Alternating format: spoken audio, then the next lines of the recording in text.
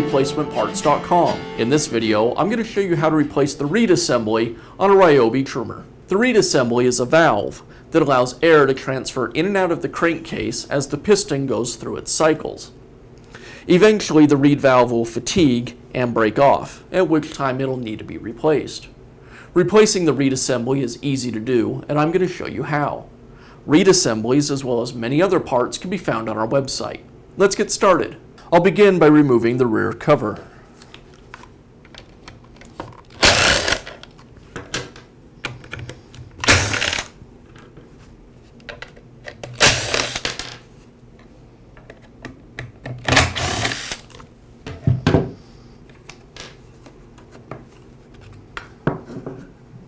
Now remove the two screws that secure the carburetor to the engine.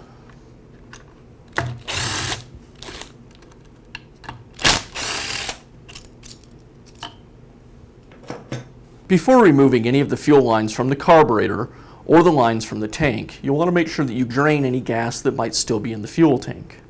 Now I can pull the carburetor away, disconnect the throttle cable, and remove the fuel lines. Now remove the carburetor mounting plate. It's held in place with 4 screws.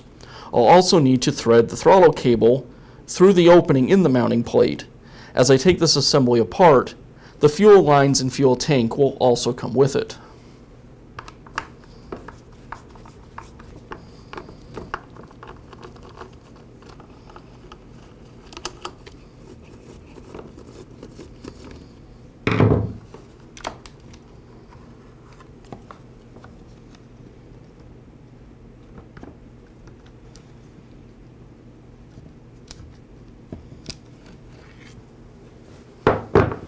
Now remove the reed valve. It's held in place with a single screw.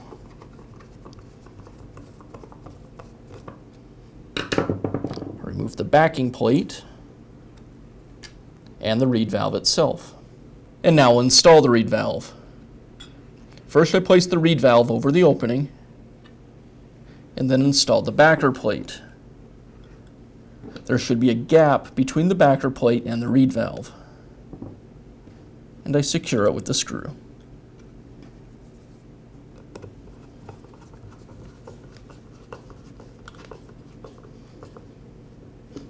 Now install the crankcase cover. As I reinstall the fuel tank, I'll want to make sure that the rubber bumper is in place that isolates the tank. There's also a bumper that goes on the crankcase cover.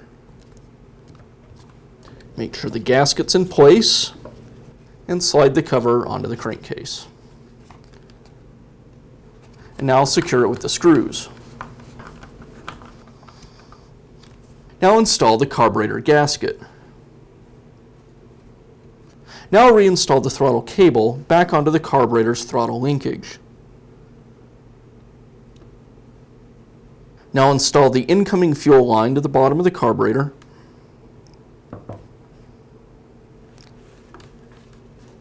And the line leading to the primer bulb on the top.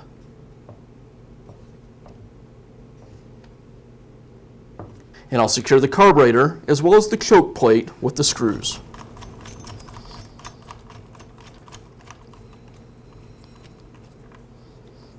As I tighten the upper screw, I want to make sure I have the choke plate lined up as well as the wavy washer so it doesn't get pinched by the screw.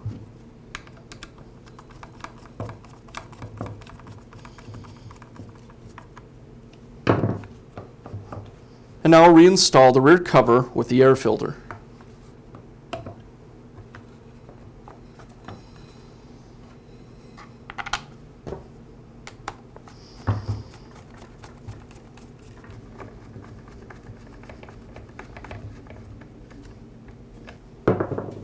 And that's all it takes to install a new reed assembly on a Ryobi trimmer. If you found this video helpful, be sure to give us a thumbs up and leave a comment.